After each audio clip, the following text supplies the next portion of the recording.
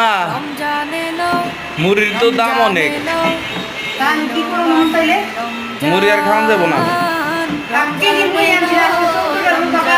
কত কেরা কইছি তোমার হাফ কেজি মুড়ি, মানে 1 কেজি মুড়ি আনছে 100 টাকা দিয়ে, 100 টাকা ওই মুড়ির দাম।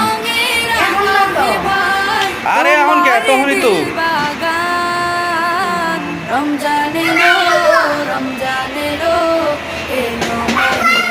যখন হলো ওটা তো প্যাকেটের মুড়ি ছিল,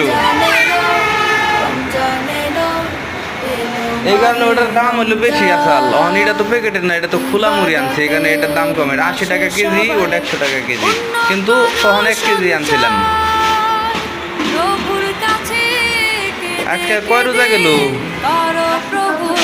14টা, কালকে 15টা, তাই না? রোজা দেখতে দেখতে